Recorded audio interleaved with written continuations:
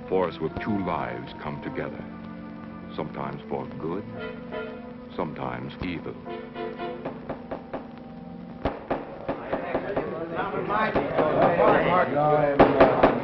I say, Williams, allow him to win on there. I'm definitely against it, Williams. Seems to forget we have our stockholders to answer to. Phone Mrs. Williams, Della. Tell her to be ready in about an hour, and I'll pick her up. Yes, sir. You phone San Rafael and see if those papers are on the way over from the executive. Yes, Will.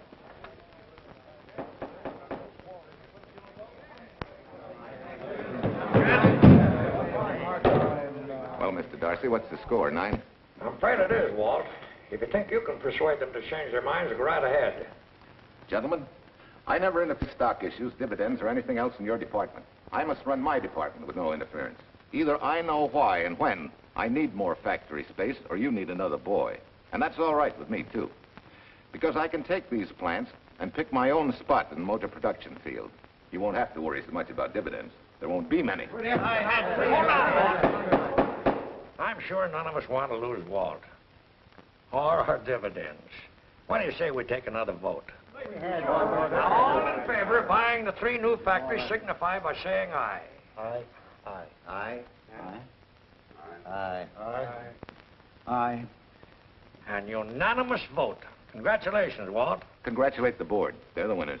Williams, if these factories are so valuable that other companies would jump at the chance to get them, how do you know that you can buy them at the price you quoted us? How do I know? I bought them this morning. Good morning. Della, I was asked to rush this up for Mr. Williams. Get my wife, Della? Your maid said she'd gone to the dentist. I gave her the message. Oh, fine. Oh, this just came. Thank you. What about those papers? They're here. Burke's checking them now. Good.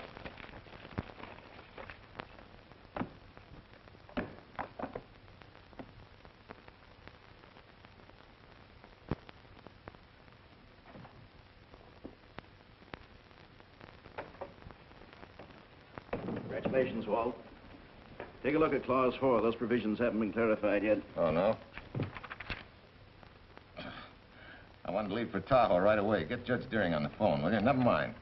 I can get faster action if I run out to San Rafael myself and stick with them till they're right. Yeah? Mrs. Williams on 3. Oh, put the blueprints of that new diesel in, will you? I want Jackson to see him. Hi, Duchess. I'm afraid now we won't be able to leave till about 5 o'clock. What? You're not going with me, but I counted on it. But I thought as soon as Dr. Harris took care of whatever it was, I'd feel better. I don't. Stupid thing still aches, and I certainly wouldn't be a very desirable driving companion. No, seriously, darling, you run along and buy your little factories and hurry home. I'll send you back to the office. And cheat me out of my goodbye kiss? Not a chance. I've got to drive over to San Rafael. I'll stop on the way. Love me? Bye, dear.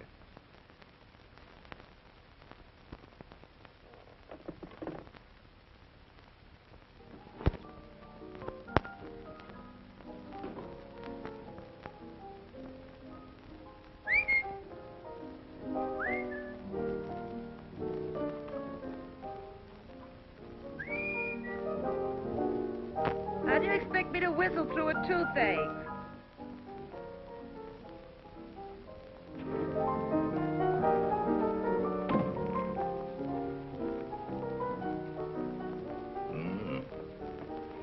Nothing in the whole world smells as sweet as you do, Duchess. Certainly don't feel sweet. I was grouchy as an old bear. Well, old Doc Williams can give you something to fix that. Close your eyes. Relax a minute. Take a look at that, see if you don't feel better. Oh, Walt. Oh, darling, it's beautiful.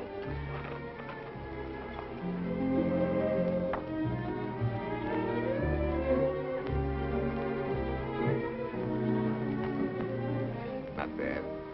Not bad at all. You know, to quote my wife, I like monograms on things. It shows they belong to me, unquote. When did your wife say such a thing, Mr. Williams? About 6 years ago, when I married her. She gave me the first monogrammed shirts I ever owned. Those were the words on the card. I still have it. I certainly hope your board of directors never discovers what a softy you are. They won't, don't worry. I have only one vulnerable spot. What really happened this morning? All I got out of Della was that you stalked out of the office with blood in your eye, back in no time with canary feathers in your mouth. Oh, I clipped those birds' wings, but short. No one's gonna vote me down, sweet. Not when I know I'm right. Mm-hmm. But how did you convince the board of that so quickly? With subtle hints and easy persuasion. Like this. Either I get what I want, or you get yourself another boy. And that's all right with me, too. Walter! What a clumsy ox. I'm sorry, Duchess. Oh, please, sweet, don't be so upset. Oh, if you could have seen your face. Oh, don't bother, dear. Sue will take care of that. Not exactly a good prescription for nerves, huh? You know, you're wrong, Dr. Williams. The way I feel now, a good catnap will probably make a new woman out of me. And if it's not going to make you too late... Yes? Well, I'm sure that by 5 o'clock I'll... Swell. I'll run over to San Rafael and get things ironed out and be back for you by 5. On the nose. Darling, wait. That's perfectly silly. I'll take a taxi cab and meet you in Sausalito. There's a drugstore on a corner opposite the square. I'll be there at 5 o'clock and we can go straight on up to Tahoe. That'll save you all that late afternoon traffic and all that time it'll take to come and pick me up. Smart woman, my wife. Thinks of everything. Where's your bag, honey? Oh, Sue Lynn still has some things to press for me. You sure you don't mind taking a taxi? Very sure. Sweet dreams, Duchess. See you at 5. I better get going. Bye, honey.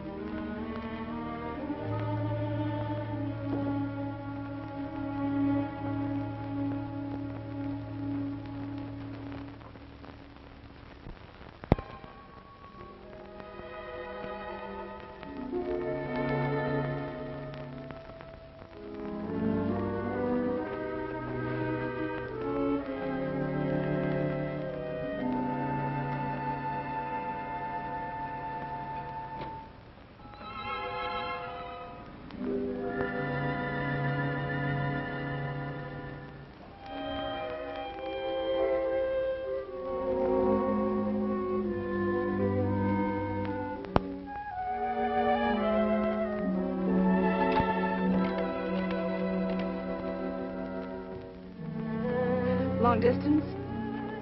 On Berkeley, 79721. Hello. Ah. Hiya, beautiful. Yeah.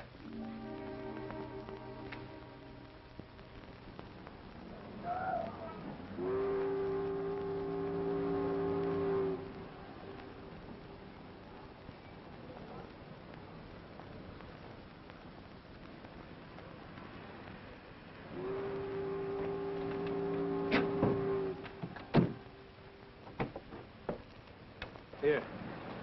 Don't forget, turn this stuff over to a bellboy at the airport hotel in Oakland. Tell him to hold it for Jack Burns. Jack Burns, the airport hotel. That's right. I'll be checking in later. What do I owe you?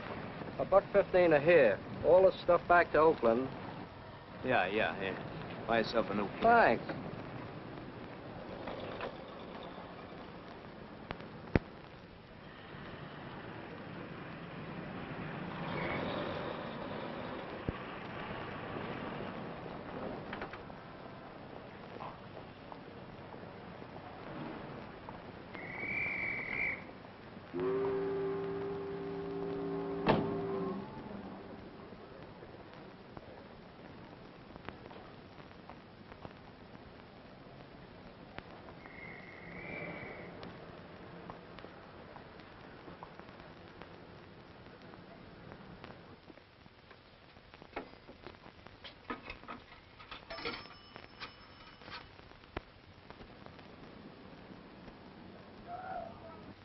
Hey, where's that new woman who was going to meet me? It's after 5 o'clock. Oh. Gee, I was so sure you were going to be okay. Maybe you better get yourself another dentist, huh? Of course I understand, honey, of course. Just to prove it to you, I'm coming right on home. No, You really mustn't, darling. I'm going to be perfectly all right, really. And besides... Besides what? Well, I've done something you're not going to like. You remember Aunt Margaret back in Illinois? You mean the old gal in Evanston? I'm way ahead of you. How much? Well, it isn't money this time. It's another relative. Her favorite nephew, Jim Torrance. All of a sudden, right out of the blue, just after you left, he telephoned me from Berkeley. Okay, Judge, I'll see him when I get back. Well, you don't understand, dear. You're going to see him right away. What?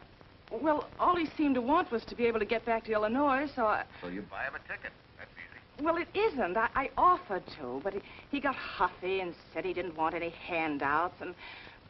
Well, without thinking, I told him we'd pick him up and give him a lift as far as Denver. I won't say I'm good for you, but where do I find this guy? Well, he should be there right now. I told him to be on the lookout for a cream-colored roadster, just in case we failed to recognize one another after all these years. Oh, darling, you're such a lamb. You sure you forgive me? What do you think? Well, I better run along or Cousin Jim might get nervous. Take it easy, sweet, and miss me, will you? I do already. Don't drive fast. And please take care of yourself. Softy. Goodbye.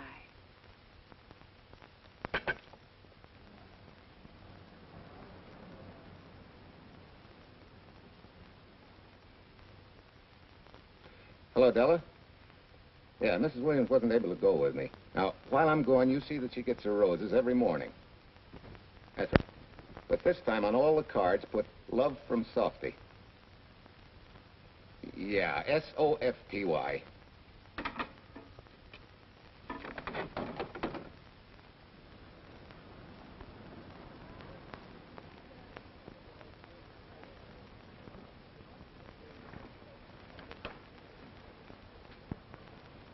Hello.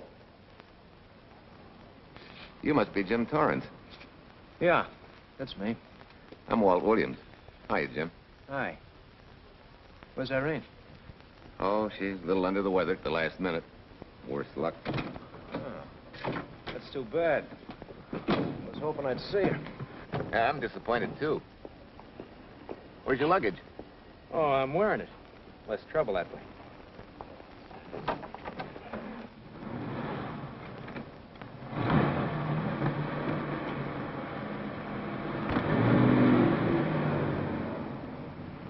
Irene tells me you're heading for Illinois.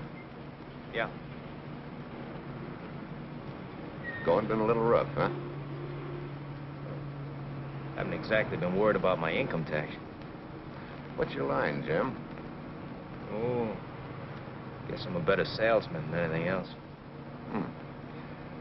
You know, I can give you a couple letters when you get back to Chicago. It might help you. It's fine. Little in with the top brass never hurts. What outfit were you with? Patton's Third Army. How was it? Rough. Except for the time in Italy. I kind of liked it there. Patton's outfit never got to Italy. Of course. But most civilians never know or care, and I figured you didn't either.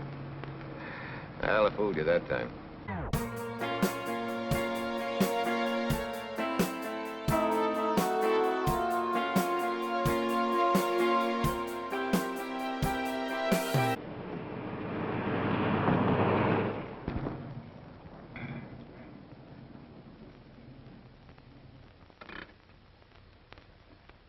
Our last chance to chow for a while. How about it? No, thanks. I grabbed a hamburger while I was waiting for you. I can still taste the harness.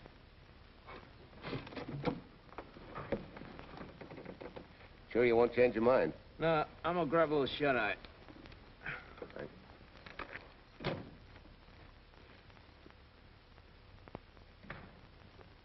Chicken sandwich and a Coke. One chicken sandwich. Chicken sandwich coming up.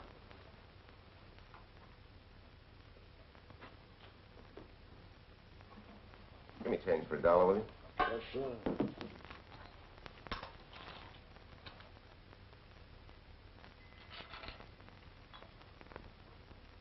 Thanks.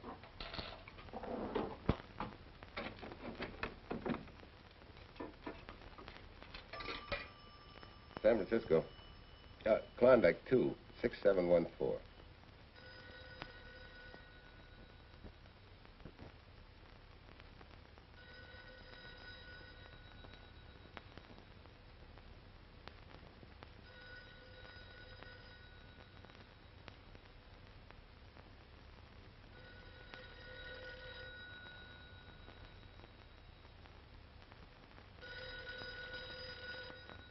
Klondike 26714 does not answer. Oh. We'll try Sutter 1, 2599, please. Bayview Apartments. Oh, yes, Mr. Williams. No, your maid isn't there tonight, sir. Well, she said Mrs. Williams was taking something to make her sleep and wasn't to be disturbed. But perhaps... No, don't disturb her. Just leave a message that I won't forget about a certain problem. Mm-hmm.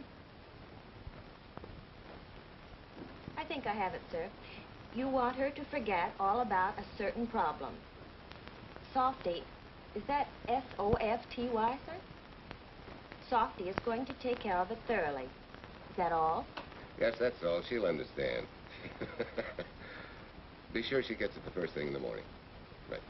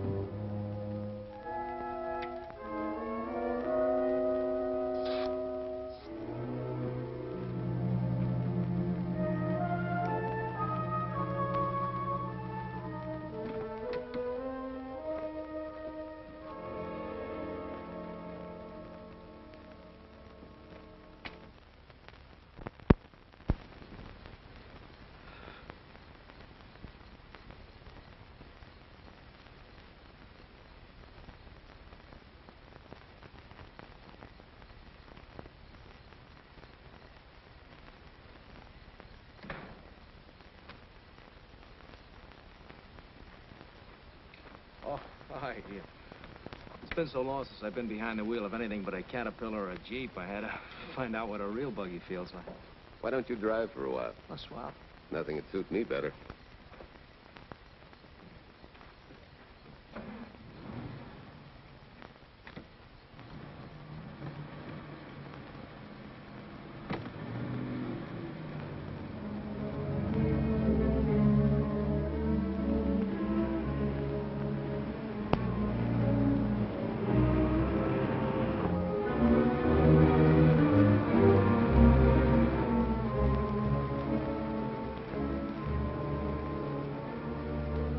Tell me, Irene still got that little scar on her cheek? That one she got from the fall? Yeah. You can hardly see it now, though. How'd you know about that? She just got it last summer. Thought you said you hadn't seen her for years. Oh, from Aunt Margaret, of course. How else? She always sends me the news in her letters.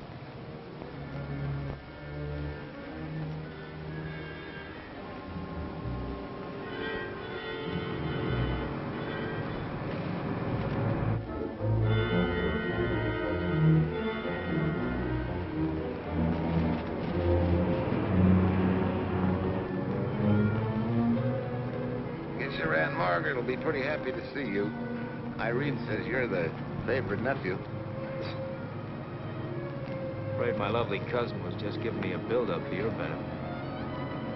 You don't know Irene. Maybe not.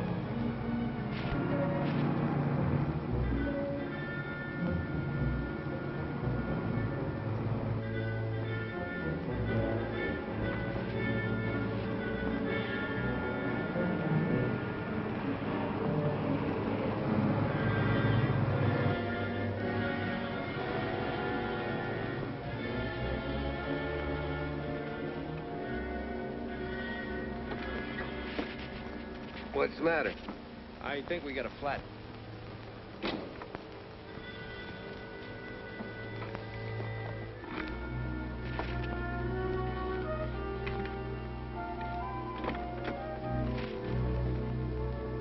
Yeah, flat as a flounder.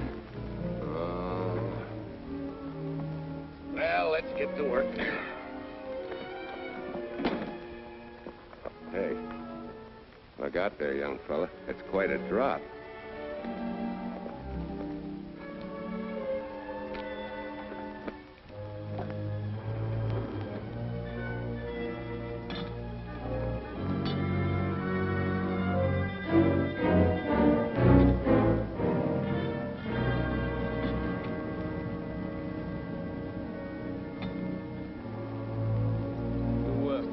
You got a flashlight?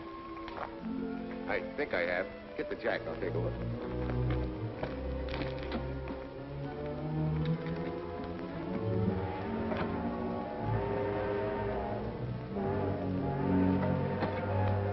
Did you find it?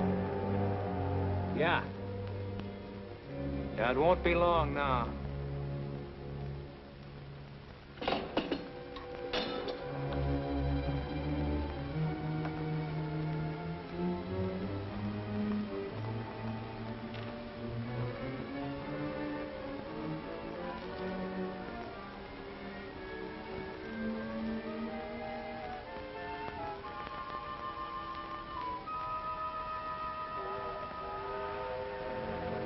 Come on, let's get going. Wait a minute. Did one of your cufflinks fall off? Huh? Something dropped. I heard it fall right down there at your feet. Oh. You must have rolled under the car.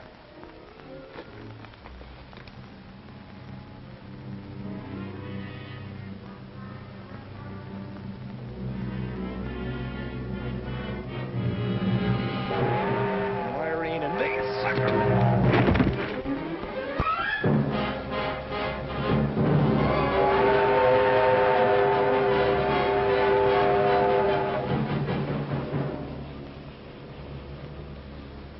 Hello.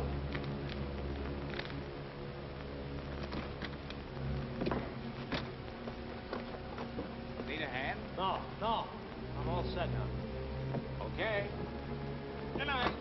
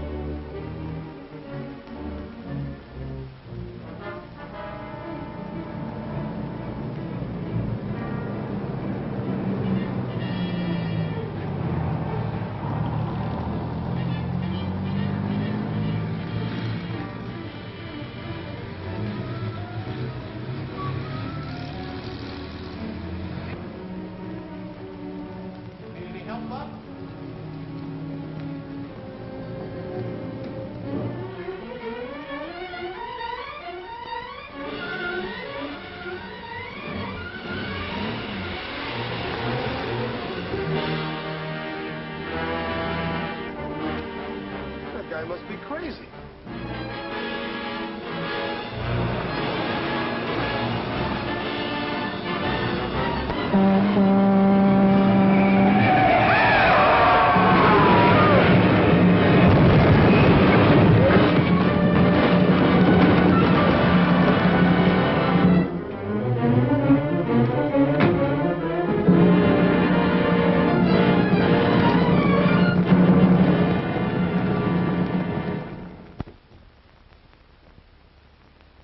in case my husband should be late and have to rush for his plane. This will be taken care of. Thank you.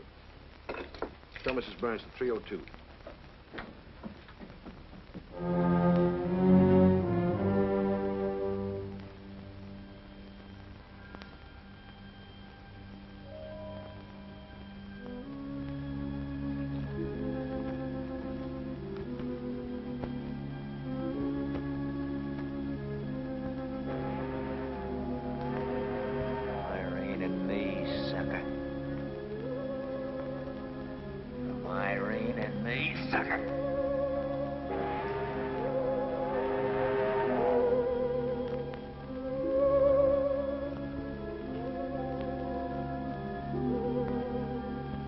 Take care of yourself. Softy. Softy.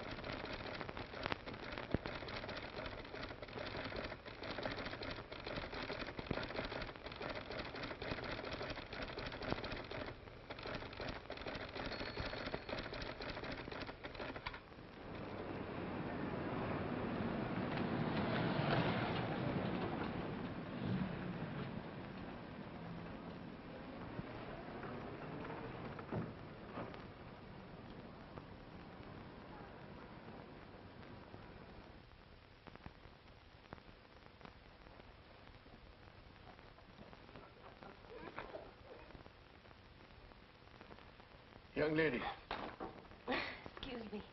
I want to see Mrs. Walter Williams. I'm sorry, sir, but she left orders not to be disturbed. I'm sorry, too. Lieutenant Lucy of the police department.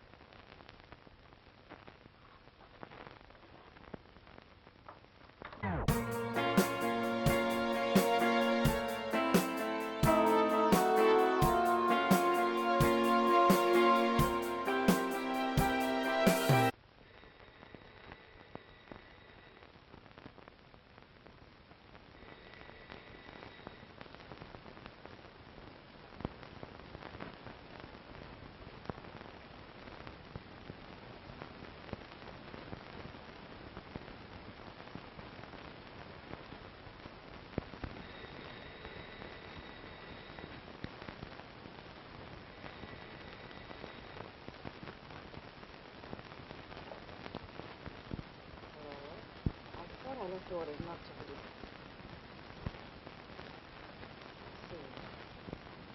Ask him to come up.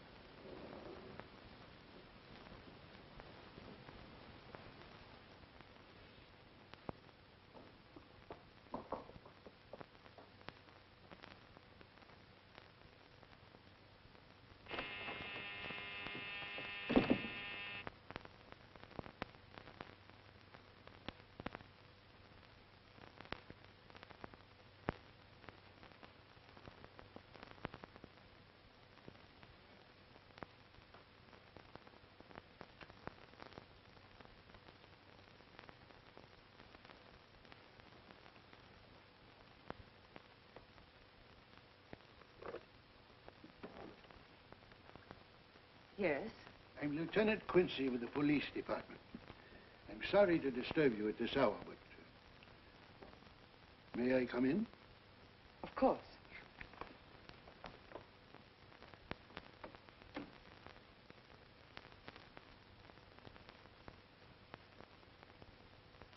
Well, Lieutenant?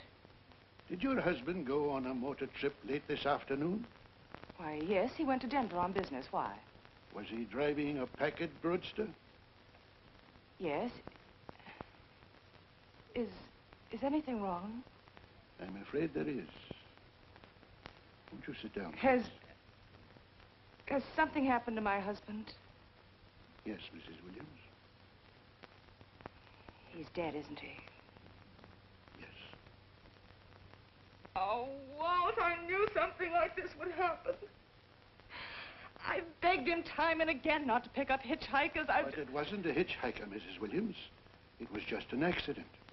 He ran into a truck, a gasoline truck. You mean there was fire? He must have been driving pretty fast.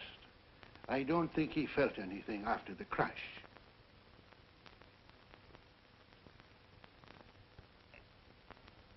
If there's nothing more you need me for, Lieutenant, I think I understand. And may I say you've taken this with a great deal of courage. Good night, Mrs. Williams.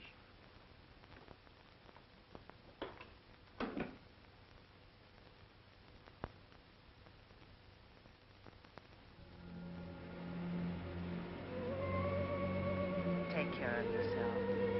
Softly. From Irene and me. Softly.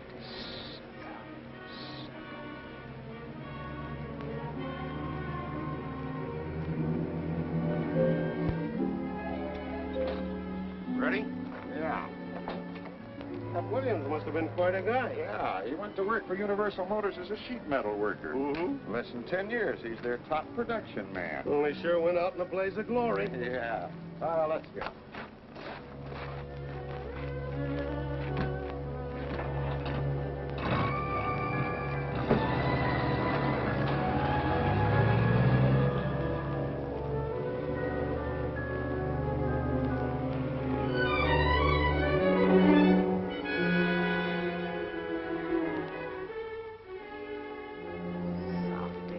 From Irene and me.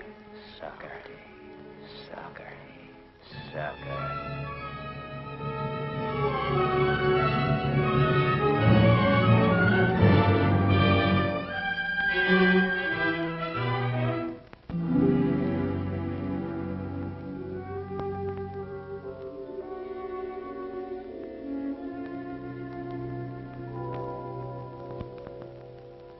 Well, could Mr. Burns have taken a later plane and still made connections for Mexico City? I see. Yes? It is some telegrams for Tai Tai. Just put them under the door, Sulin.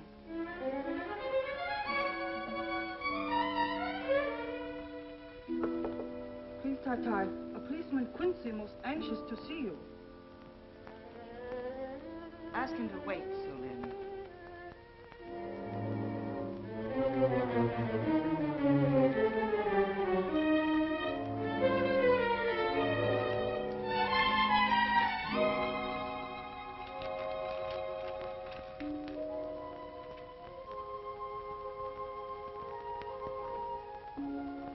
Mrs. Williams will see you presently. Will wait, please.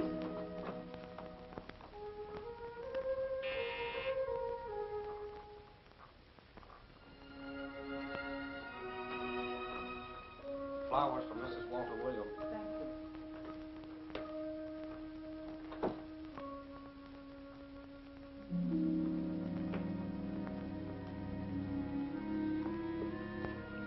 Roses like Mr. Williams always sending when he's away.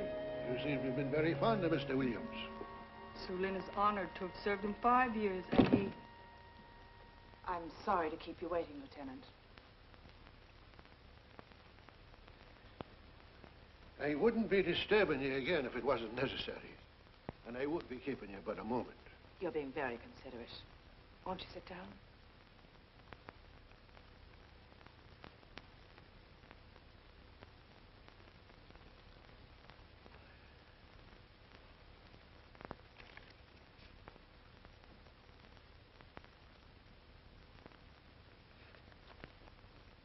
everyone's been most thoughtful. And why shouldn't they be? Forgive me. I'm all right now. What was it, Lieutenant? The state police would like to have some information. They found some wavy skid marks for quite a distance on the road, as if the car had been out of control when it crashed. Tell me, was Mr. Williams a reckless driver? Why, no. He was a fast driver, but certainly not reckless. Well, was he a heavy drinker? Quite the contrary. But what about his health? Could he have had a heart attack and lost consciousness before the accident? Why, no. He was in perfect health, but he'd been working much too hard lately and was overtired. Perhaps he fell asleep at the wheel last night. Oh, poor darling. If only I'd been able to go with him last night, he might still be alive. Well, maybe so and maybe not. You mustn't blame yourself, Mrs. Williams. Fate plays an important part in these matters. Your handkerchief.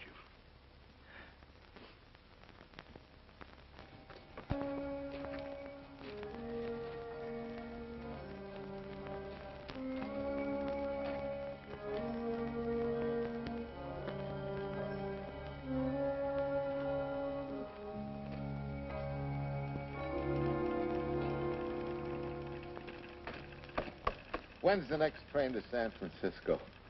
10 a.m. tomorrow. You sure there isn't one sooner? No, I'm sorry.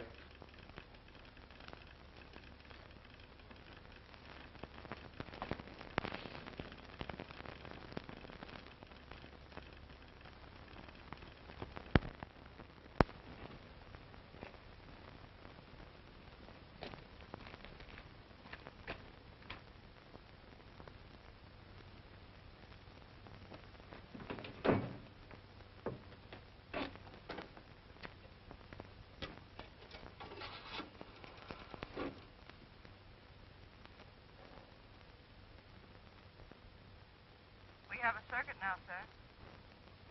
Evanston. Calling Mrs. Margaret Hubbard's residence in Evanston. One moment, please.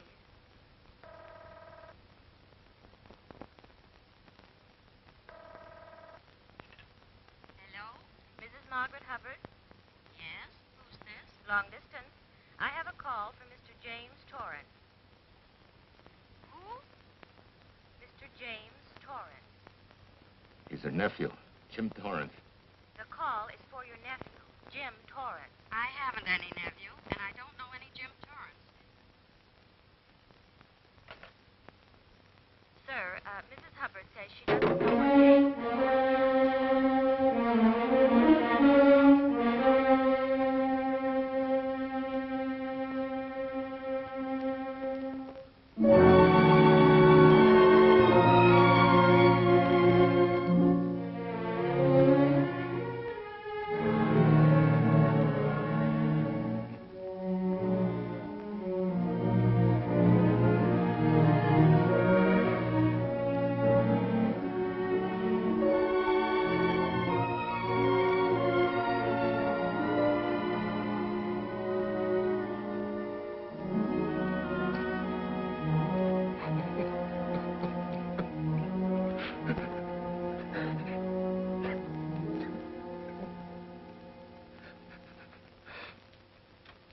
What's the matter, son? Looks like you need a doctor. Doctor? I can't leave the station, but old Doc Bender's just across the road there. Yeah. Doctor? Think you can make it? Yeah. I'll make it.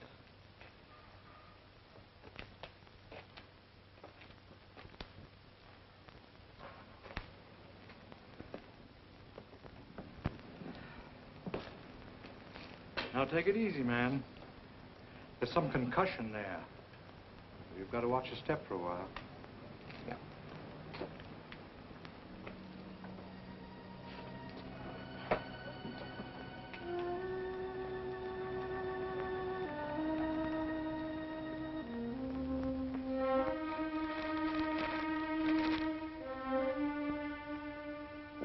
Williams' beautiful widow, who by her own request sat alone in the family alcove during the service.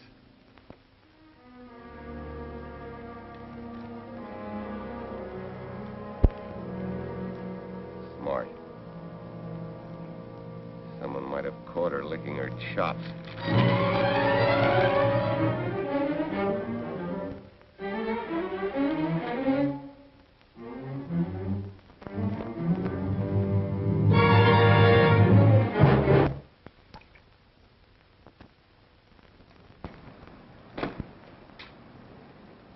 Hey, what's that? Walter Williams. Hey, ain't that the guy that... For the love of Mike, what's that briefcase doing here? He's dead. They did him a dirty trick if he ain't. Hey, now, wait a minute. Don't touch it. We better turn it over to the police.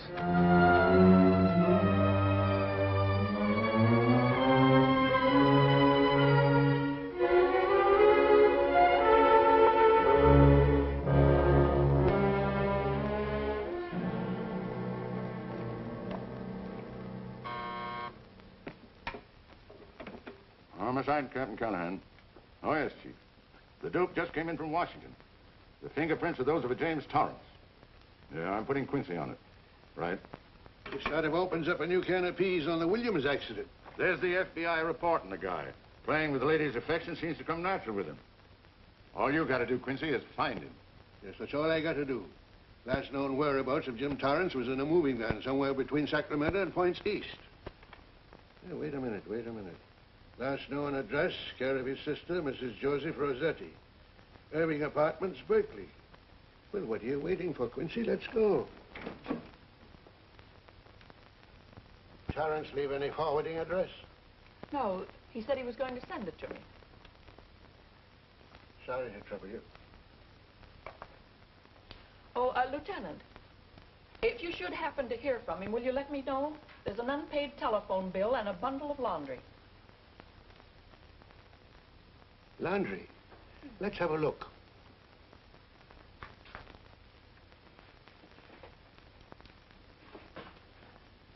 I may have to take this along with me. Not without a receipt, you don't. You mean you don't trust the police? In my business, you don't trust anybody. Mine, too. Holy St. Valentine's Day. Look, he had the same thing on his shirts, too.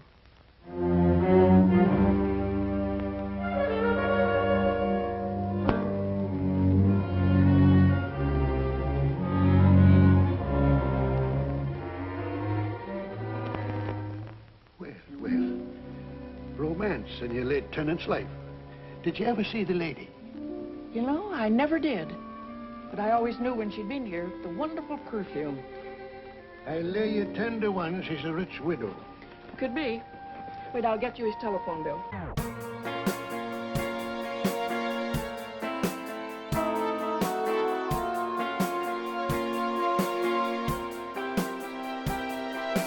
Pretty fancy stuff for a hitchhiker. Yeah, but he's a pretty fancy hitchhiker.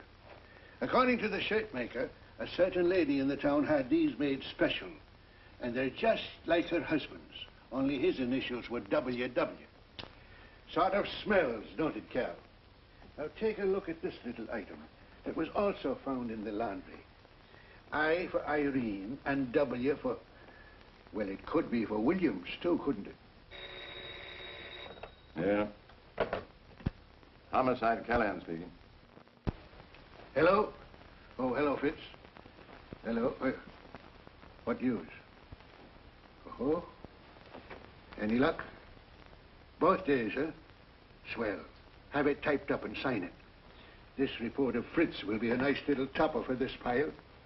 His checkup shows calls from Torrance's phone to Williams's private number, and a flock of them going the other way, including one on the 7th and several on the 8th. The 8th, since you've forgotten, is the date of Walt Williams' accidental death. Well, that ought to be enough to get an indictment out of the grand jury. Go pick her up. I'd like to play a long shot first. It might give us 2 for 1. Well, take them one at a time. A bird in the hand is not going to lead us to its mate. I'd like to give the lady a little more rope. Well, Thanks. I thought you'd agree.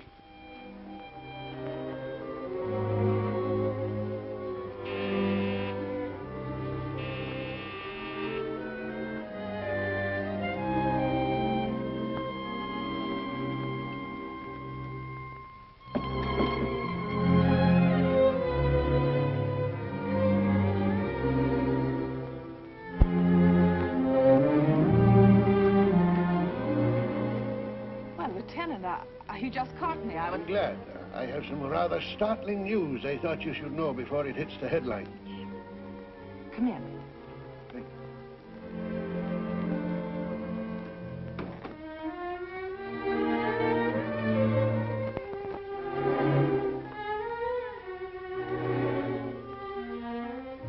Sit down, won't you, Lieutenant? Thank you. I'm very anxious to hear about news. It seems that your first hunch, remember, that a hitchhiker was responsible for your husband's death? Well, Mrs. Williams, you may have been right. Why, I don't understand.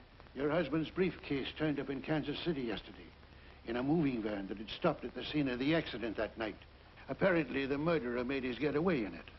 That explains the wavy skid marks that made us suspect your husband was ill or unconscious at the time of the crash.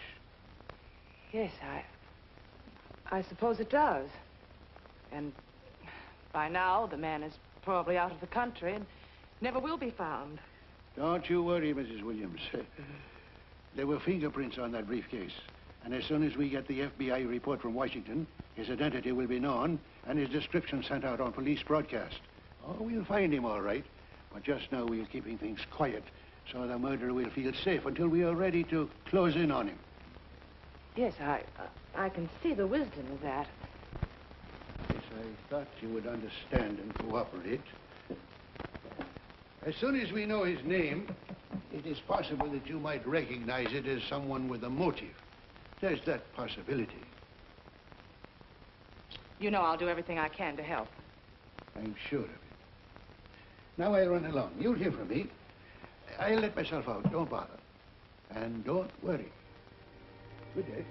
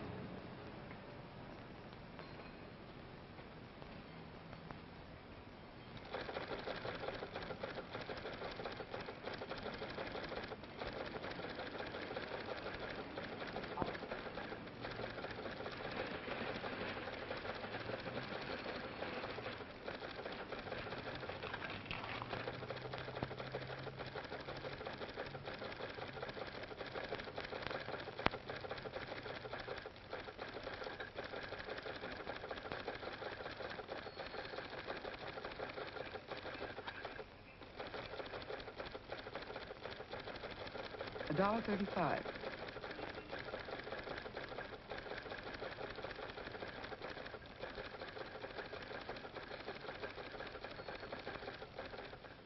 See, everything after the letter J in the first name has been obliterated by heavy writing over it.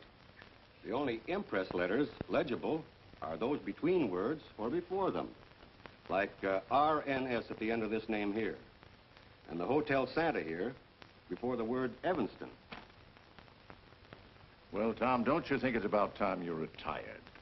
Why, there isn't even evidence there of Mrs. Williams' intent to communicate with Torrance. And who do you think she beat apart to the telegraph office to wire to? The League of Decency? I'll tell you what I think, that you should have brought her in when I first told you to. By the time we get her now, she'll have figured out a way to tip Torrance off. He'd be that much tougher to find. Not unless she's tipped him off from your office. Ernie's got her on ice waiting for you.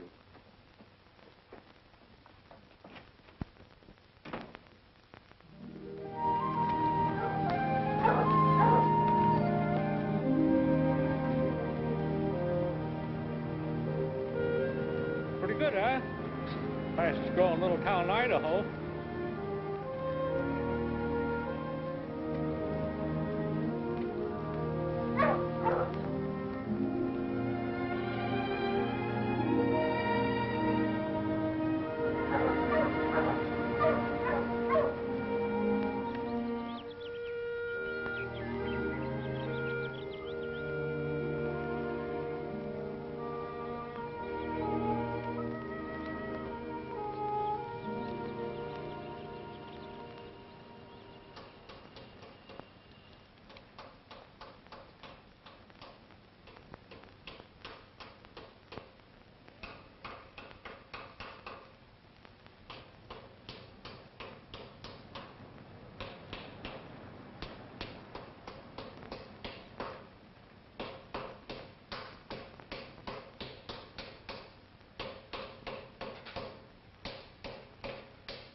have a heart, son. You trying to wreck that engine? Oh. Sure. It's a hobby of mine. The way you're going at it, you can't miss.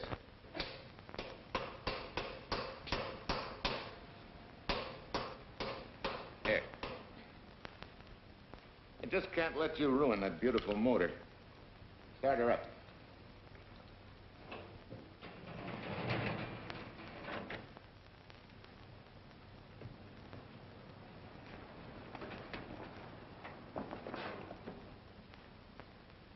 Okay, start her up.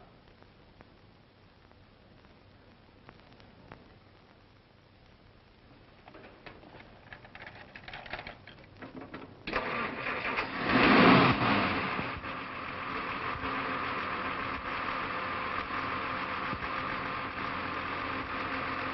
her off.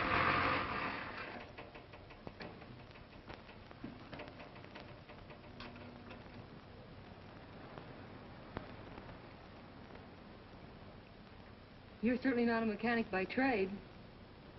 Hands like that. Maybe it's a hobby of mine.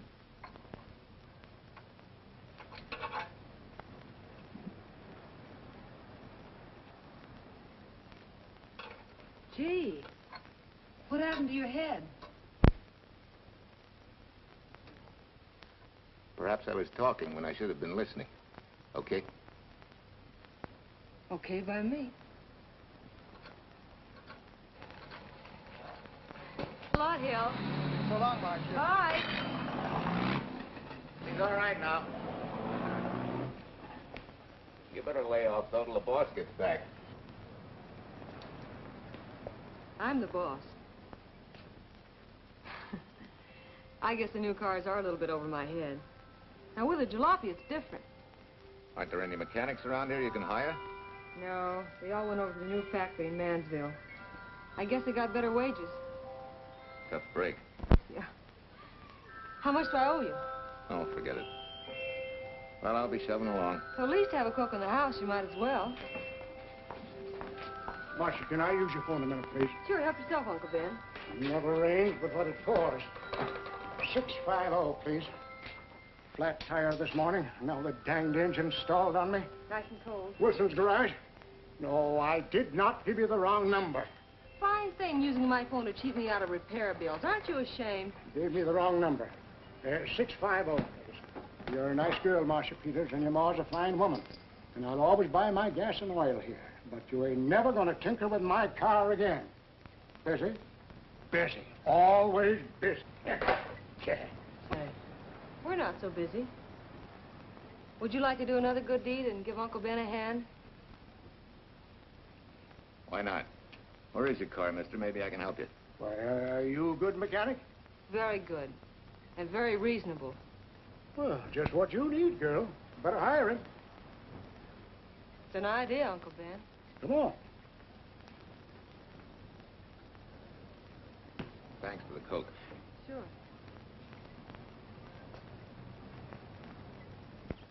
Well, I got Uncle Ben fixed up all right. Nothing but a sticky carburetor valve. Bye. I hope he paid you. What for? It only took a minute. You're certainly not money conscious, stranger. There. This is no kind of work for a girl. But somebody has to do it if I want to stay in business. And I want to.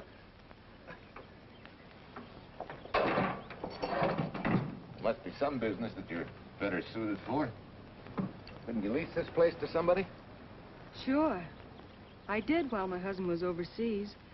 But when he was killed in Okinawa, well, we made a lot of plans for the future here. And I had a hunch he'd like it if I took over and tried to make a go of it. Takes more than a hunch to do that. I got along famously. Business has been fine until lately when the help got short.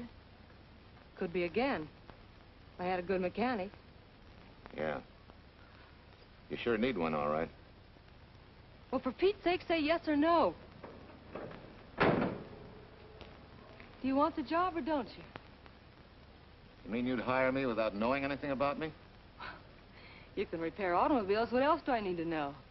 Except your name. Well? Why not? Sure. I'll try it for a while till you get someone permanent. The name's Bill Walker. Okay, Bill, it's a deal. And maybe if business gets real good, you'll want to stay. Oh, don't count on it.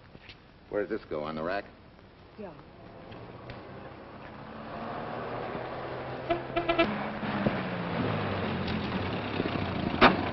Marcia!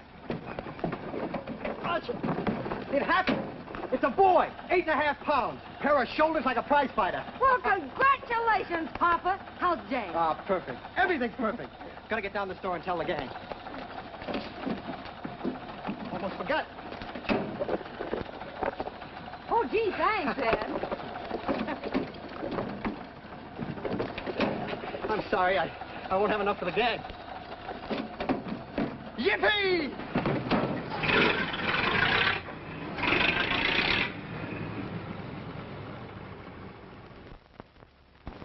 Maybe you can use this token from the slightly delirious new father.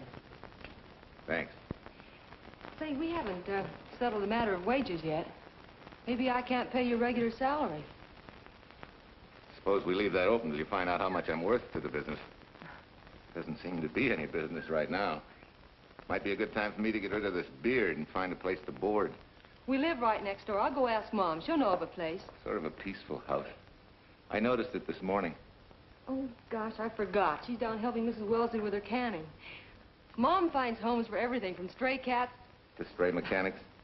Well, you're not a stray anymore. I'll go phone. Pearl, 674, please. Hello, Miss Westler. May I speak to Mother? Hi, Mom. I've got some good news for you.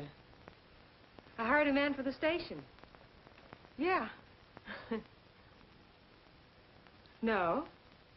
Nobody we know. He's from out of town. Needs to place a board. You got a good one up your sleeve? Okay. Says she has to meet you first to come home for supper. Huh? And you like apple or cherry pie? Cherry. Cherry it is, Mom. See you later. Oh, now I gotta get rid of this. Hey, where's the nearest barber shop? The one and only, just up 2 blocks. Tell Judd you're working for me. When you get back, we'll close up and go home. Thanks.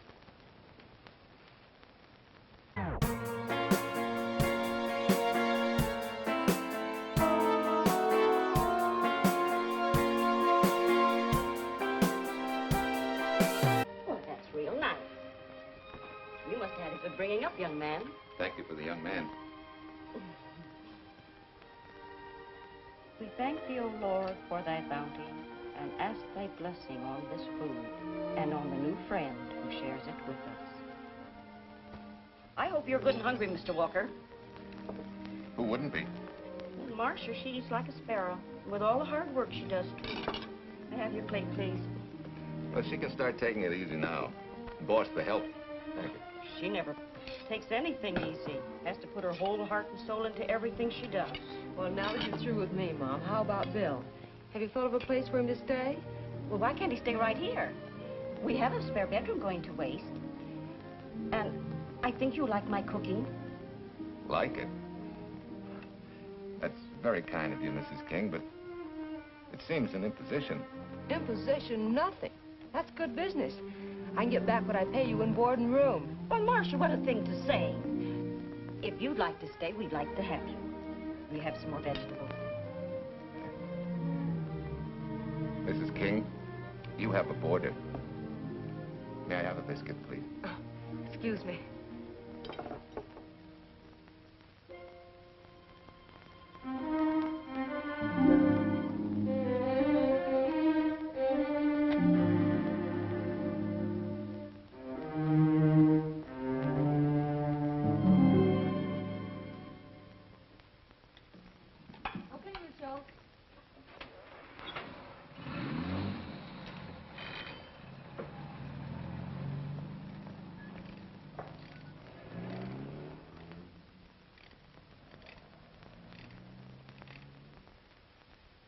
It's wonderful the way tools seem to come alive in your hands. You seem to sort of come alive, too. As though you got real pleasure out of working with them. I do. When you're doing a job with them, you can't think of anything else. Bill, if something's bothering you, why don't you get rid of it? What would you prescribe, doctor? Amputation. For that stupid chip on your shoulder.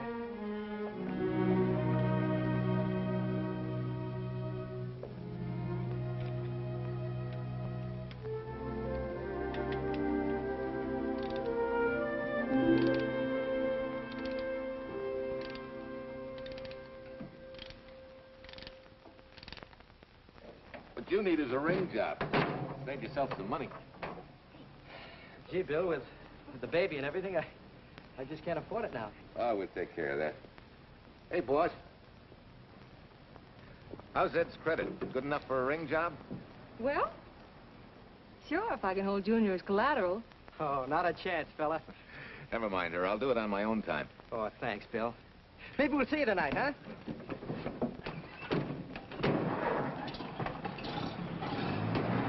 Some shoulders, huh? Yeah. Some father, huh? Bye, Marcia. Bye, Marcia. Bye. Nice kid. Hey, was Ed clowning about their being hard up? No. Things have been pretty tough for him ever since he got out of the service. Fix a car for him, Bill, and only charge him for the labor, okay? Then he gets it for free. I'd already been knocking that off. Say, we could make it an anniversary present. Anniversary of what? Junior's arrival, and mine, 3 months ago today. Time certainly flies. That was a lucky day when you came to MP service. Your work's been bringing in a lot of business. I'm glad of that. Hated to have fallen down on Mom and you. Say, look, boss, why don't we three celebrate tonight and go to the movies? Ed said he and Jane were going. Well, that lets Mom out. She'll be babysitting. I'd love to go, Bill. I haven't been in ages. Here's your opportunity. Go to work.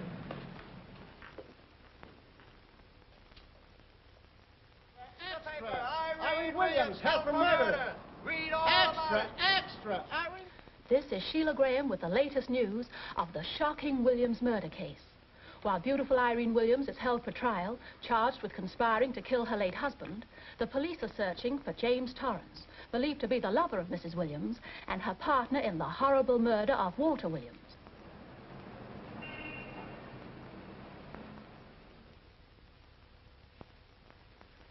If I'm handling your case, my dear Mrs. Williams, I want 1/3 of everything you get.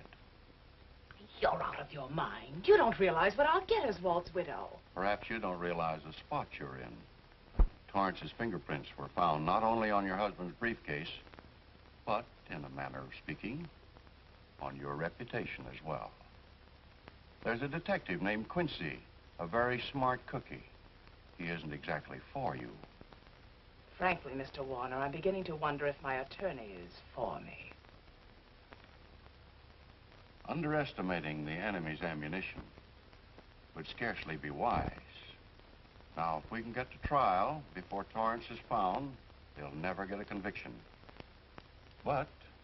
But what? If he shows up, we may have to fry him.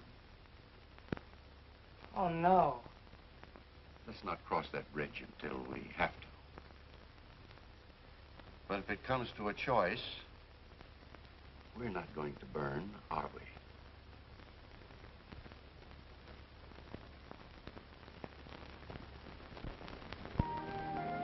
Aren't you the chatterbox this afternoon? What about this afternoon? Oh, I'm sorry, boss. I guess it was wool gathering. You're supposed to do that in the spring. Is there anything you don't know? Yes. What's San Francisco got that we haven't? Better newspapers, for one thing. Anyway, California's supposed to be the land of opportunity. I thought that by now you liked it here. I do. Very much. It's a good town.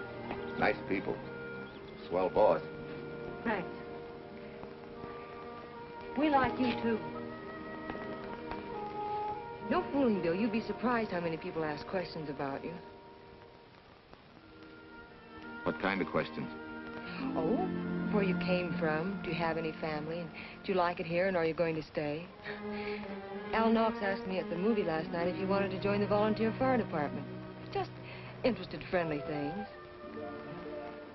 I suppose it is natural for people to wonder about a stranger who moves into their community, like I did.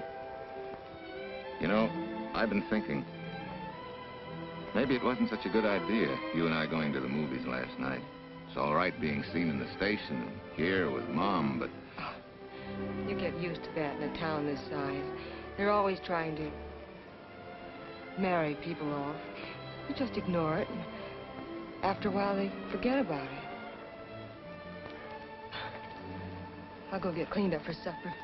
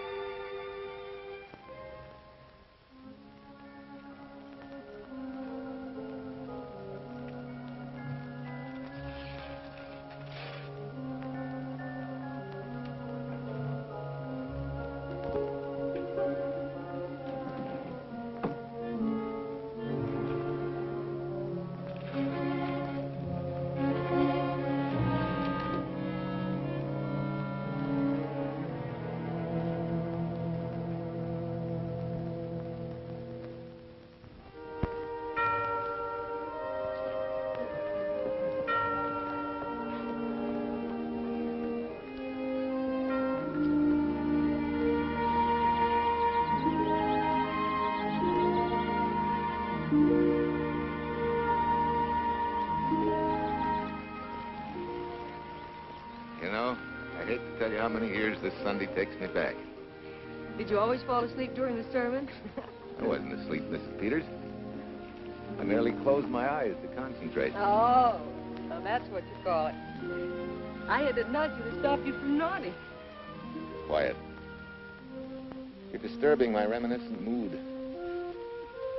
Even smells the same. Could be the same bees buzzing in the same clover. As they say, you can take the boy out of the country, but... A rolling stone gathers no moss. It has to stop rolling sometime, doesn't it, Bill? Sometime, maybe. We grow a very becoming shade of moss here in Larkspur. Don't you think? You grow a lot of nice things here. Anyone in particular? You'll have to skip the answer to that one. Someone tore it out of the book. You're married, aren't you, Bill? Yep. That's right. You must have loved her very much to have been hurt so deeply. To be so afraid of someone, even yourself. Maybe it's better that way. Then no one gets hurt. Bitterness and hatred hurt everyone. Can't you see, Bill? They're like a wall that shuts out all the sunshine from a garden and lets everything wither. Make room in your heart for something else, can't you? I guess this is my day for sermons. Sorry. As Mom would say, you never get rich minding the other fellow's business. Hey, that's a flyer. I'll be seeing you.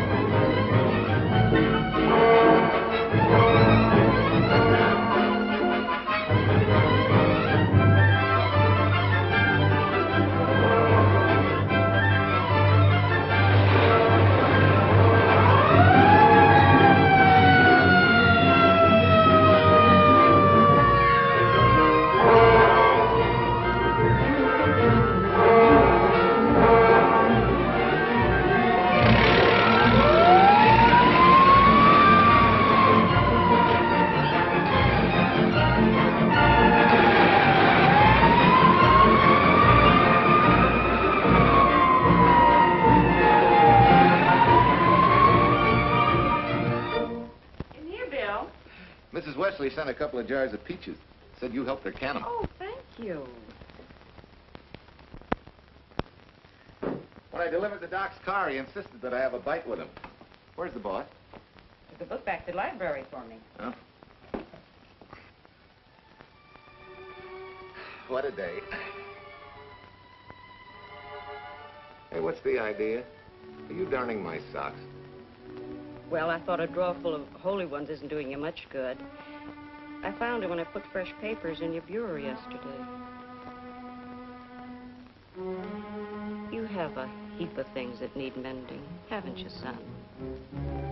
Does Marcia know? Do you think I'd tell her? This is your problem, Bill. Because I found out about it doesn't give me the right to tell anyone else, not even Marcia. When you trust folks, you trust them, and you give them a chance to work out things the way that seems right to them. How can one little woman be so big? Don't forget, it's a lot easier to be tolerant and understanding at 50 than it is at 25. Yeah, Mom. I'm going next door for a while. Grandma Thompson's ill.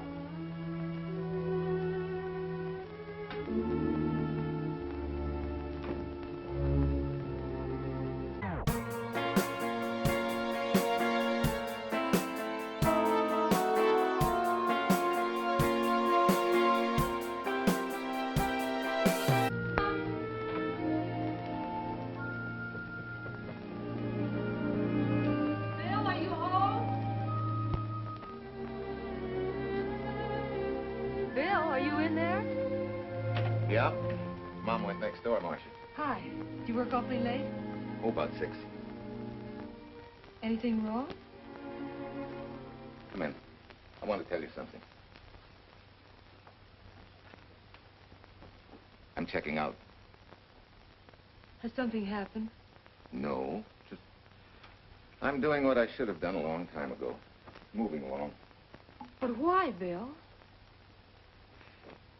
My name isn't even Bill. There isn't any Bill Walker. I'm Walter Williams. The late Walter Williams. Walter Williams? I don't understand. You may not even after I've told you, but at least you'll know the whole story. Sit down, please.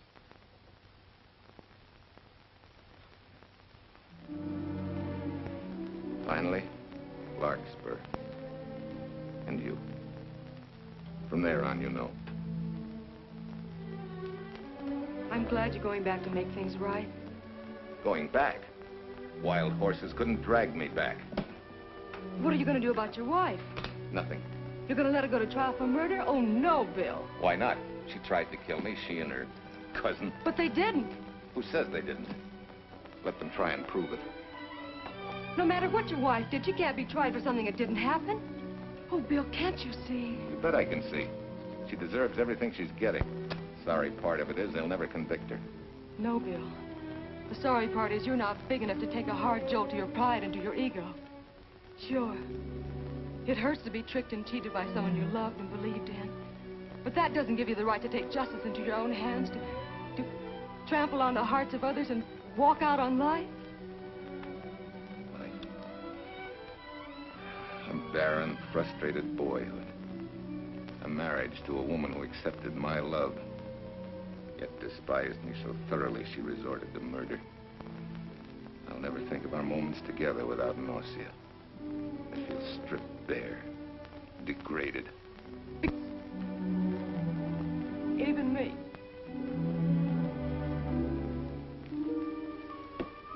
Oh, Bill, please. Don't destroy the one chance we have for happiness. We haven't got a chance. Doing the right thing never works out. I know. In this world, you turn the other cheek and you get hit with a lug wrench. Forget me, boss. Try and forgive me.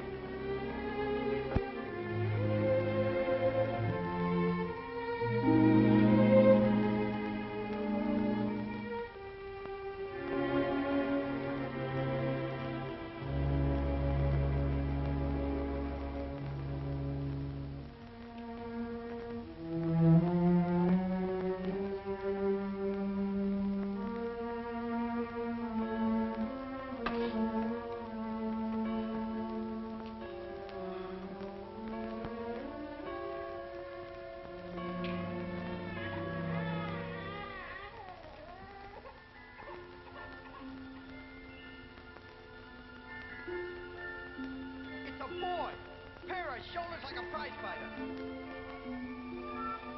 You know, I hate to tell you how many years this Sunday takes me back. You have a heap of things that need mending, haven't you, son?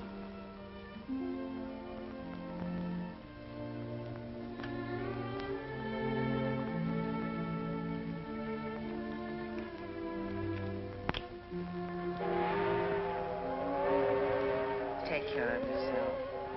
Softly. Irene and me.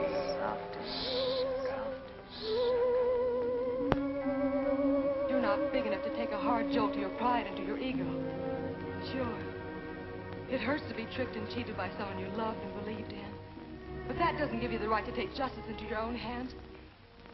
Trample on the hearts of others and walk out on life. Oh, Bill, please. Don't destroy the one chance we have for happiness.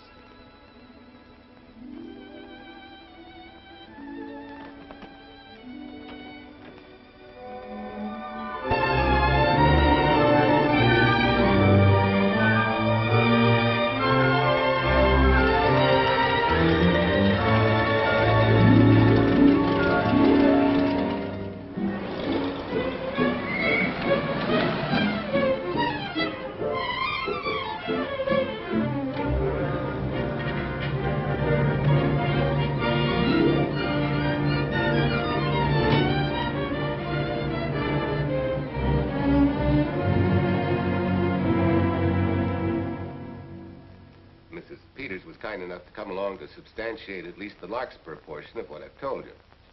Very thoughtful of you, Mrs. Peters. Mr. Williams, when you read in the newspaper that the hitchhiker who attacked you had been, well, a close friend of your wife's for some time, it must have been a great shock to you. I didn't come here to discuss my emotional reactions, Lieutenant. If you need me for anything further, Captain, my office will know where to reach me. Let's go, Mark. Just a minute, Mr. Williams. We'll need your signed statement for the grand jury when we ask for your wife's release. It won't take long to be typed. Yeah. All right.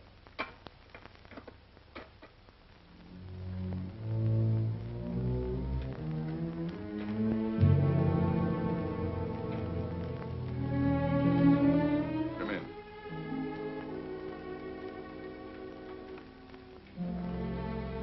Sit down. Mrs. Williams, we have news for you. Really? I can scarcely wait.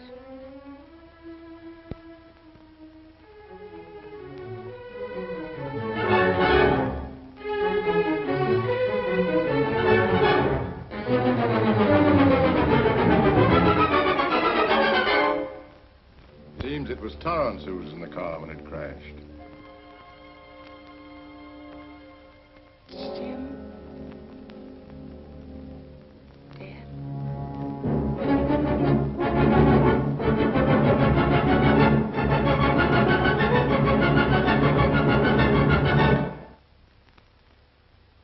You did it. You killed him. No. He tried to kill me. Thought he had. And he ran into the truck.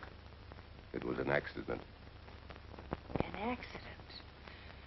You wait all these months to tell this story. You let me rot in this filthy jail. Wait a minute. You let everybody believe you're dead. Pretty convenient, wasn't it? A dead man can't be tried for murder. Mr. Williams, perhaps your wife would understand better if you would explain to her about the amnesia. Amnesia? Oh, don't tell me you believe he had amnesia. Where's he been all this time, just wandering around in a daze? Tells us he's been in Larkspur, a little town in Idaho, working as a mechanic in a service station. Run by Mrs. Peters here.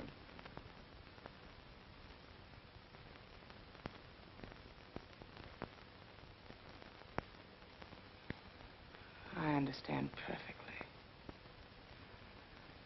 Now that my chance for happiness is dead, I suppose you'll demand the divorce I begged you to give me so that I could marry Jim. That's fantastic. Yes, isn't it? After you telling us that the man you picked up was a perfect stranger. Well, that's not true. The time and place for meeting Jim had all been arranged. I must advise you There's a law that a wife can't testify against her husband. There's a law against murder, too, but that didn't stop him, and nothing's going to stop me until I'm through. It's all right with me, Captain. Go on. Talk your head off.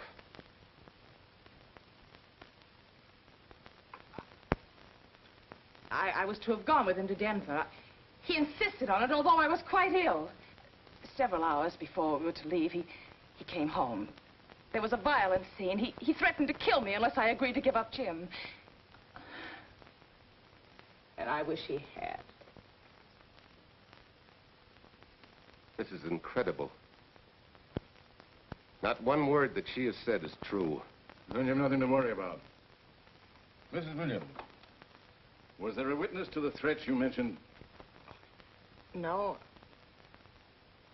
Unless the maid overheard. She was in the apartment. In fact, she picked up the pieces of the vase that he threw at me. Where's she now? I don't know. She left me suddenly after all this began. Please, could the questions wait? I feel rather ill. Will you have Mrs. Williams ready for the grand jury at 10 o'clock tomorrow morning? That's all.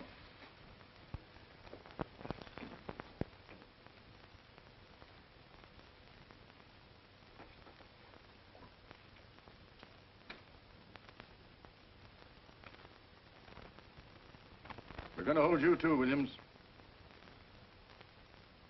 On what charge? Suspicion of murder. But he's not guilty of any of these things. Then it should be easy for him to prove it. Take him down and book him. That fiction of Mrs. Williams must have been very convincing. No, we just couldn't buy that yarn you tried to sell us. Let's go.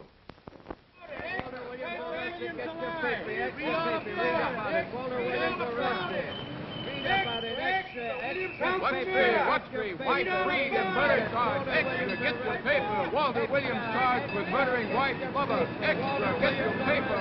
Irene Williams goes free. Husband held. Extra, get your paper. White Freed and murder charge. Walter Williams charged with murdering wife Bubba. And Daly's going to cover Williams' office. Okay, boys, hop to it. I want all I can get by 10 a.m. tomorrow for the grand jury. Okay, Chief. Oh, Tom, don't miss a bit. Dig up everything you can on Williams and the Peters dame. You sort of believed Irene Williams' story, didn't you, Ben? She made better sense than he did. Well, sure, she's a better liar than he is. Don't forget, I went all through her grieving widowhood with her. She's a bad customer. Well, that's for the grand jury to decide, and Williams insisted on letting her talk. So it's his funeral. Funeral, all right. Especially with that yarn he told. But murder's out of character for him. There's a few pieces missing somewhere. There might be in Idaho, if it's not too much out of character for you to get going. You're going to miss me, Cal, when I retire next year. Maybe I'll join Private Eye and solve your cases for you.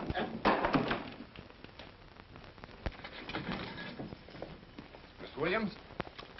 Thanks. Got a deal from the bottom here, don't you? Sorry, Williams. Okay, Williams.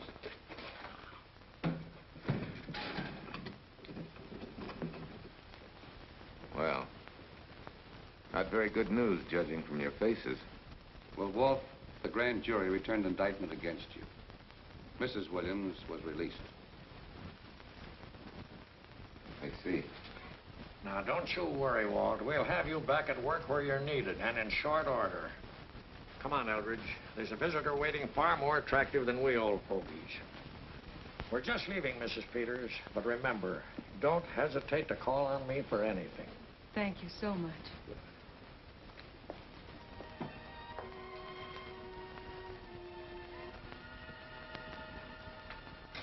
Hi, boss.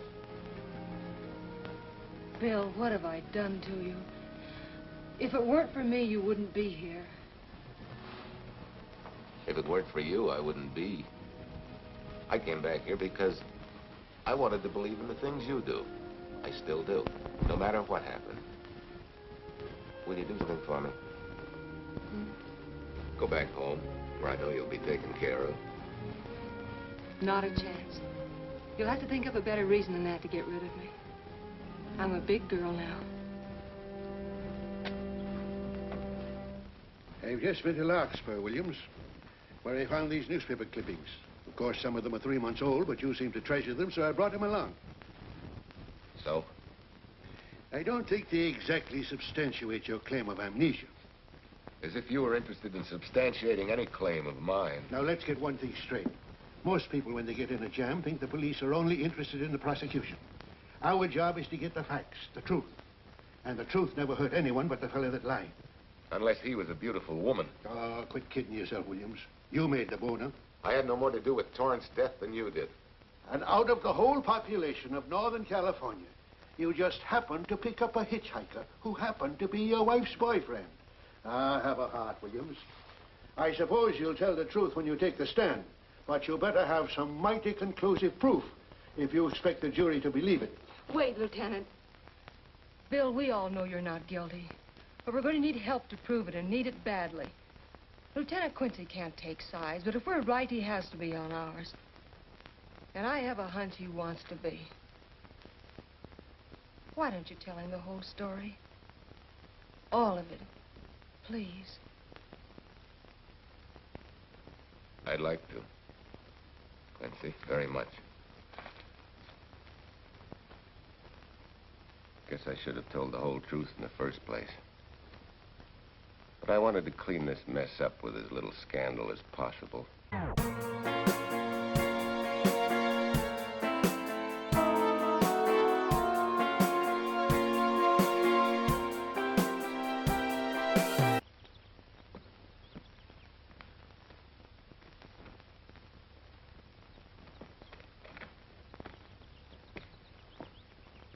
Well? No sign of the lug wrench or anything. My dear Mrs. Peters, will you please stop trying to be a detective? How many times do you think the police have combed this spot for any kind of evidence? Now, be a nice girl. Take Mr. Williams' advice. Go back to Larkspur. What time is it? It's only 4 o'clock. We still have time to go back to town and go on our hunt for Sue Lynn. Now, look here, young woman. You've had me on the run since early morning. But, Lieutenant, the maid seems to be our only hope now. We've got to keep looking till we find her, that's all. That's all? Wait. She was naturalized, wasn't she? Suffering chopsticks. Quincy, you dumb flatfoot. This Sue, what's her name, was Chinese born. If her port of entry was San Francisco, there'd still be a file on her, photo and all. Let's go. Back to town. Immigration.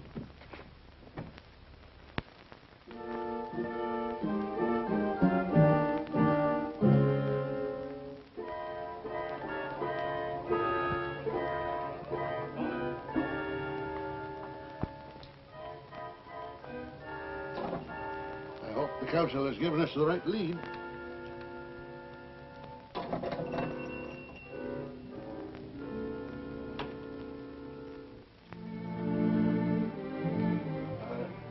You are Singh? Understand? You savvy English? Also French, Italian, and Hebrew. May one ask what is desired? We're looking for Su Ling Chung. The Chinese consul said you were her uncle and might tell us what she is. This daughter of my brother, has she offended the honorable police? Oh, no. They just wanted to ask her some questions about Mr. Williams, the man she used to work for. Ah Singh's heart is heavy that he cannot lead you to her. But things that are not known cannot be told. Well, if you hear anything of her, report it to headquarters.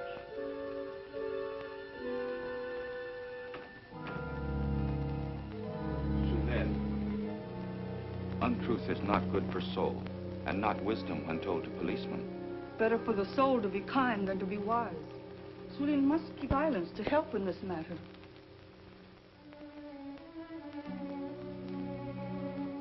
You know, you're quite a gal.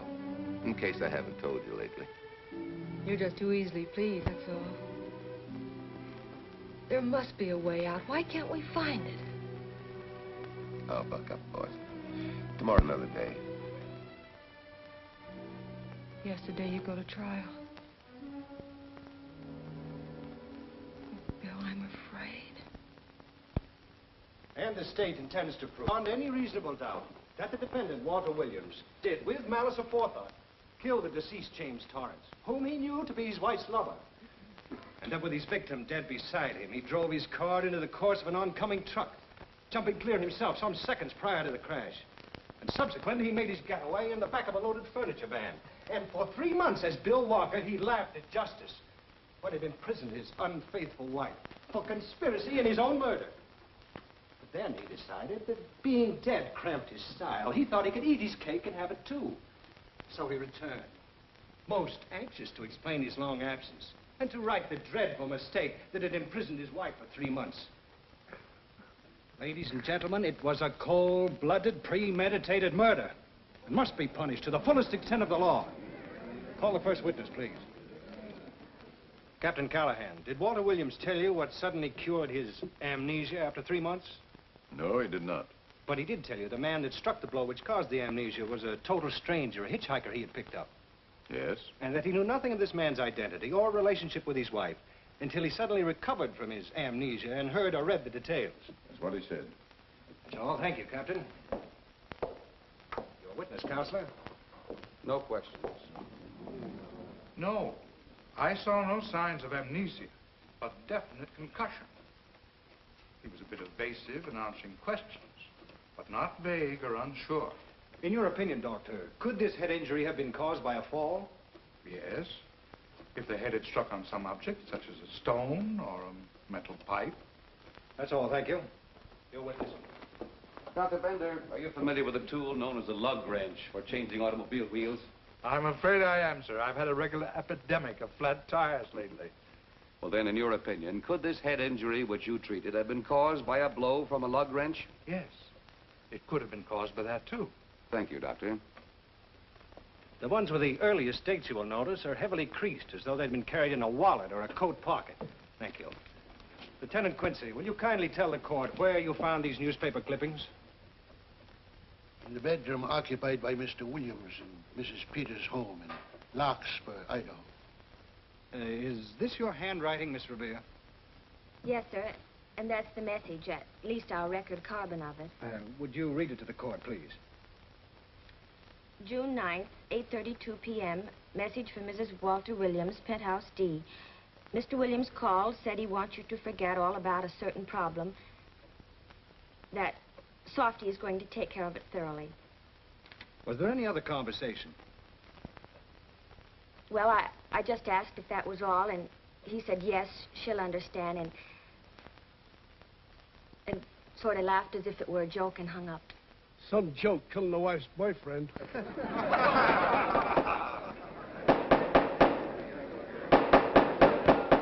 is the state versus Walter Williams. All the rounds so far have gone to the prosecution, and it was a grim-faced Williams who was returned to his cell this afternoon.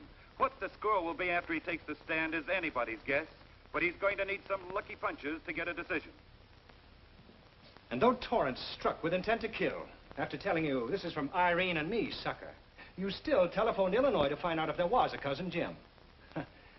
You are hard to convince, aren't you, Mr. Williams? Is it so incredible that a man should fight against believing such a thing about his wife? Oh, that is very touching. From a husband who planned a trip on which he intended to destroy his wife and did kill her lover. That's a lie. Your Honor, I object to the conclusions drawn by the prosecutor and move that it be stricken from the records. But, Your Honor, there is a corpus delicti, remember? Who was your wife's lover. Objection sustained. There's also her own story, which, in front of witnesses, you insisted she tell. And then we have your own two different stories from your own lips. One featuring a perfectly strange hitchhiker, the second an equally strange cousin Jim, without a questionable substantiation for either bit of fiction.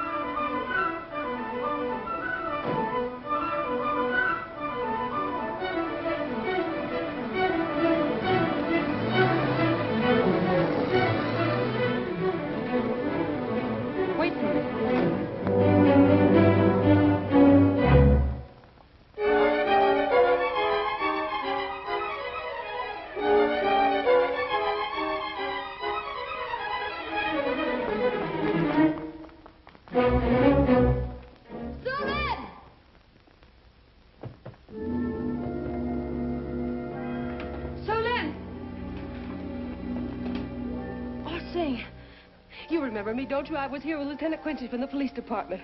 I just followed Sue Lynn up the stairs. I saw her come in here. You must be mistaken. I'm not mistaken. She's here. I must see her. Ah, Sing, don't you understand? It's to save a man from prison, even from death. I will send her to you.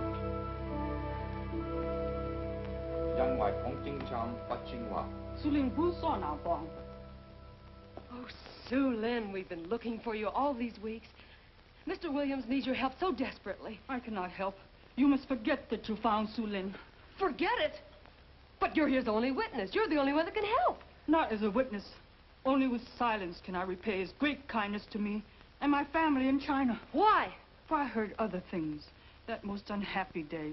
From Mrs. Williams' bedroom, his voice very loud and angry. A flower vase broken to pieces. He can explain all that. They do not believe what he's already told. That I heard anything would do harm. Don't you see?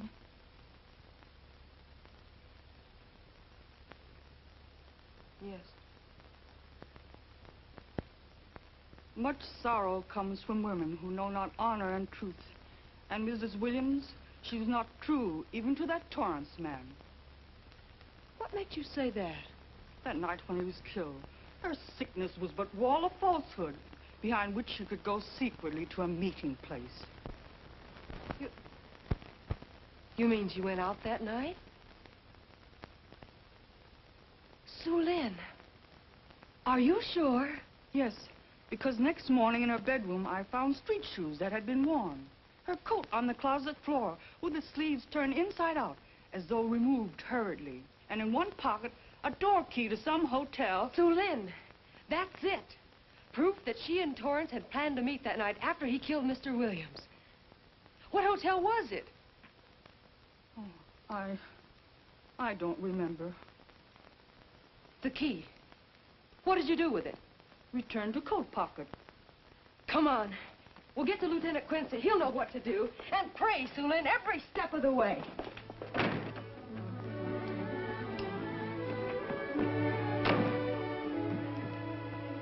Now hold everything. Even if this long shot don't work out, we'll just keep on pitching.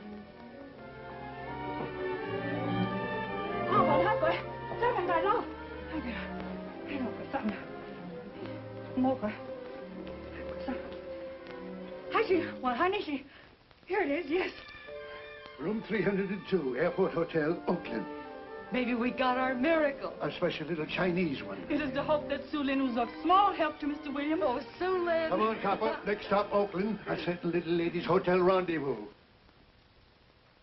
I was on night duty then, all right, but I sure don't remember a looker like this. Quite a dish, eh?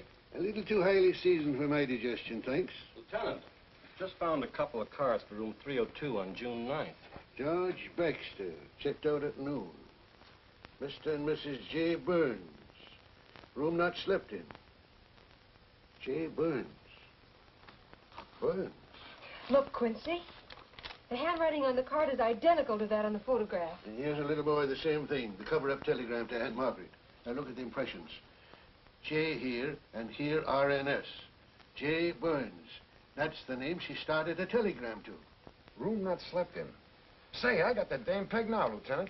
She said they'd be out of the room by midnight as her husband was catching a plane.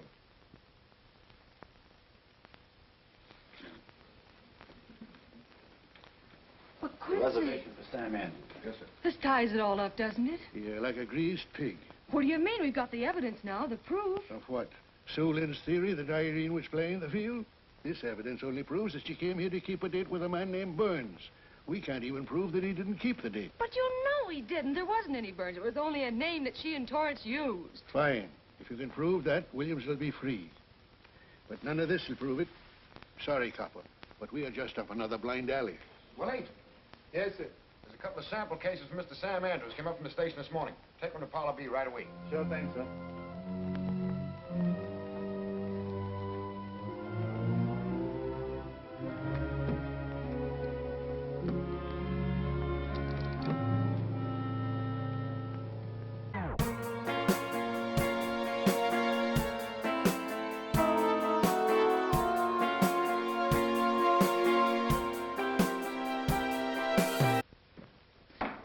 Seated. Case of escape, first Mrs. Walter Williams. Proceed, Mr. Eldridge. Your Honor, we will call Mrs. Irene Williams. Take the stand, Mrs. Williams.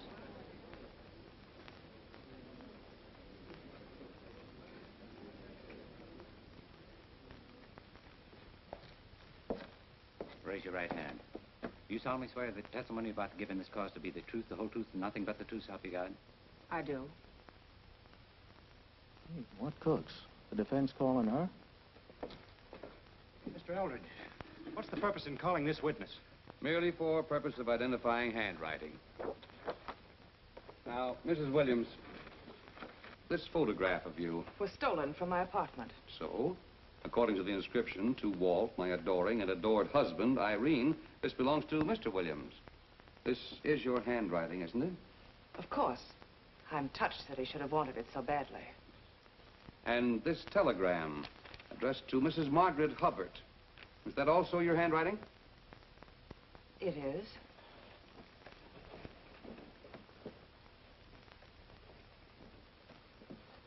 Now, Mrs. Burns, I mean Mrs. Williams, this photograph is inscribed to Jim, my adoring and adored Irene. Did you write this, too? I see no point in all this. Merely answer counsel's questions. Did you write it? I did. And these letters addressed to Mr. James Torrance, did you write them? Yes.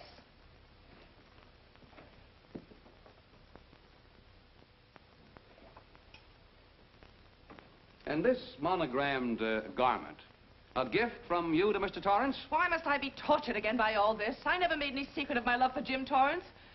That's why he's dead. Your love for Jim Torrance. Yet on the very night he was killed, you had a rendezvous with a man named Burns, didn't you?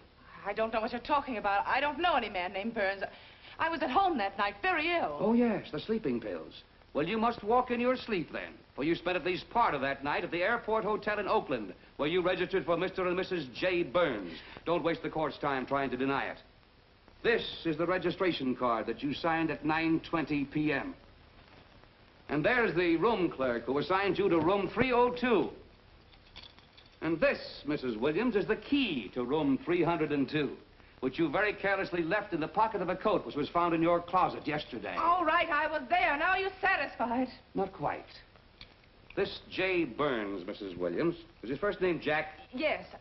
Have you been in contact with him lately? No. How long since you've seen or heard from this Jack Burns? Well, I don't know. I don't remember. You bet she doesn't remember, because there isn't any Jack Burns, and there never was.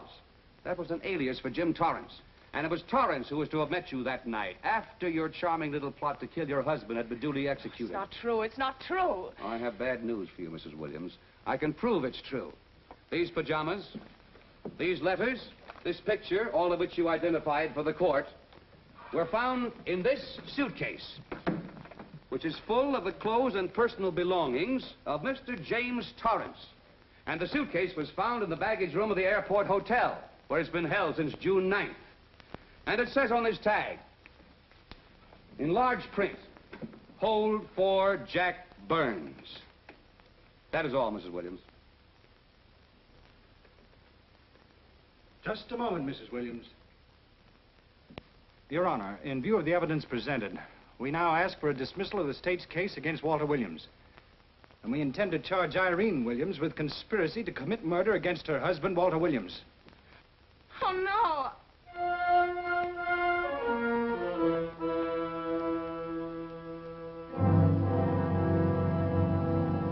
The case against Walter Williams dismissed. Court adjourned until 2 o'clock.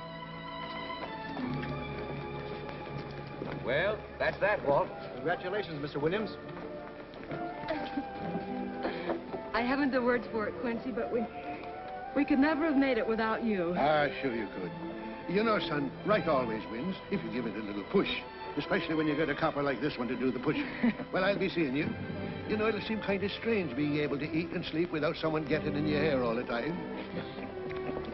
Oh, fine, Walt. We're looking forward to having your hand on the wheel again. The Denver plants are waiting for you to open them. You think you can make it in the morning? How about it, Counselor? You bet you can. Oh, good. Well, I'll be running along. Well, you think you like Denver? It's okay by me, boss. Yes. Impact. the force with which two lives can come together, sometimes for evil, sometimes for good.